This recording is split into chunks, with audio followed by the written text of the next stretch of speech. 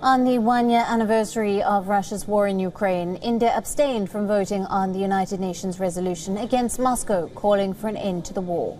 India's permanent representative to the UN, Ruchira Kamboj, said that the resolution wasn't enough to achieve the goal of a lasting peace. However, India said it will always call for dialogue and diplomacy as the only viable way out of the conflict.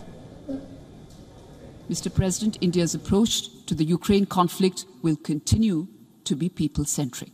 We are providing both humanitarian assistance to Ukraine and economic support to some of our neighbours in the global south under economic distress, even as they stare at the escalating costs of food, of fuel and fertilizers, which has been a consequential fallout of the ongoing conflict.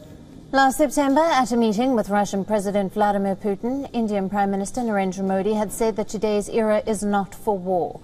Meanwhile, India's Foreign Minister S. Jaishankar has said that the United Nations is like a company that no longer reflects the reality of the world.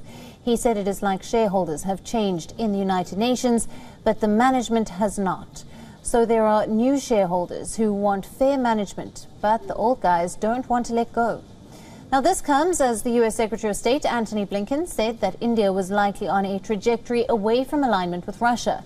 Blinken maintained India has had a long-standing relationship with Russia that is challenging to break off in one fell swoop.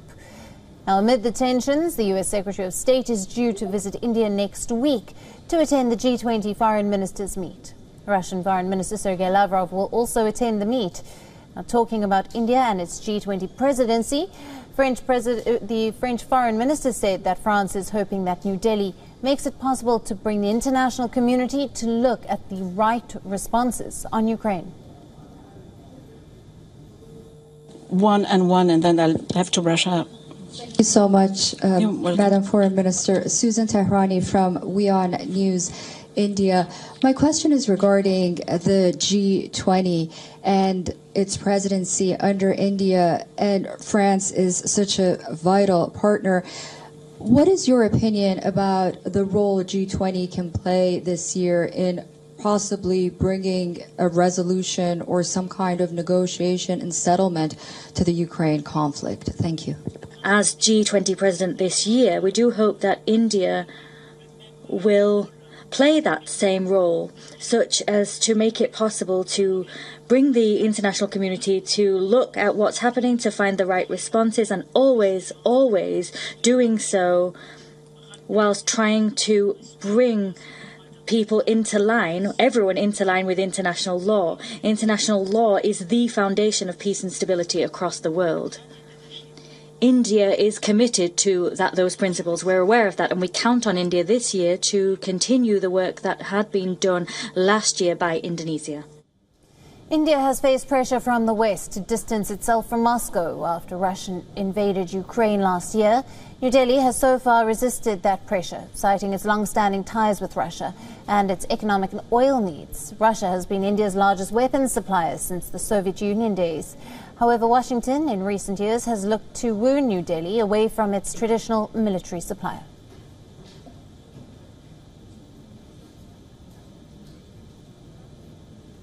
For more on this, our principal diplomatic correspondent, Sudan Sybil, has sent us this report. No surprises, India has yet again abstained at the resolution. Now, this resolution was brought by Western countries against Russia at the United Nations General Assembly. And in the vote of explanation, the Indian ambassador to United Nations, Ruchira Kamboj, pointed to three key focus areas. First, the dialogue and diplomacy is the only way forward, reiterating what Indian Prime Minister has said, that this is not an era of war. Secondly, on the impact when it comes to the global south, price rise is a worry for the global south and has been pinching them. And thirdly and finally, something that India has been saying, the reforms of the United Nations Security Council. The Indian ambassador said that the UN has been found ineffective when it comes to the ongoing conflict in Ukraine. But essentially, India is the president of the G20 grouping, and as the president of the G20 grouping, it can play a key role when it comes to resolution of the ongoing conflict in Europe. With video journalist Sanjeet Siddhan Sybil for WION in New Delhi.